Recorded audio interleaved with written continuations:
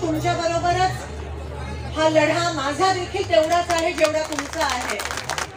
हिमाचल प्रदेश मध्ये जिथे आमची सत्ता आहे तिकडे एका झटक्यात सरकार आल्या जुनी पेन्शन लागू केलं।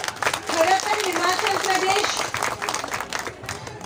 गरीब राज्य आहे, महाराष्ट्र खूप पुढे गेलेलं, खूप सर्व गुण संपन्न आहे आणि महाराष्ट्र सरकारला जर आपल्या कर्मचाऱ्यांची काळजी नसेल तर नेमकी कोणाची काळजी आहे हे प्रश्न माझ्या मनात उपस्थित होतो।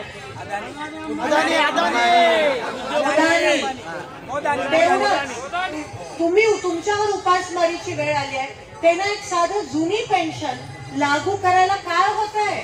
एवढे पैशाचं काय करताय ते जर सर्वसामान्य लोकांची काळजी नाही घेऊ शकत? तुम्ही आमचा देशाचा कणा आहे, महाराष्ट्राचा कणा आहे, जसं शेतकरी आपला कणा आहे तसं तुम्ही निघालात। मग बाकीच्या वेळेस सगळ्या कर्मचाऱ्यांकडून इलेक्शनचं काम, घरोघरी जाऊन ठकठक करून सर्वेचं काम कसं सुचतं हे ना? पण काँग्रेसचा महाविकास आघाडीचा प्रत्येक आमदार असेल, खासदार असेल, हा तुमच्या सोबत आहे हे विसरू नका।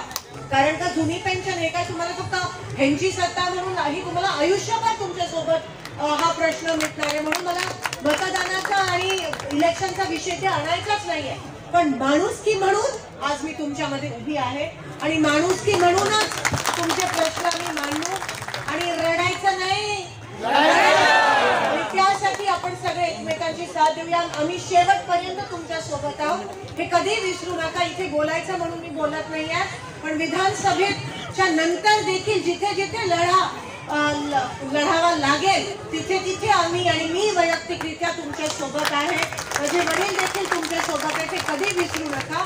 आम्ही तुमच्या सोबत आहोत एवढंच या ठिकाणी सांगते। आणि तुम्ही हे जे कष्ट करून जे मोर्चे आणि आंदोलन करताय ते आम्ही वाया जाऊ देणार नाही एवढं मी तुम्हाला आज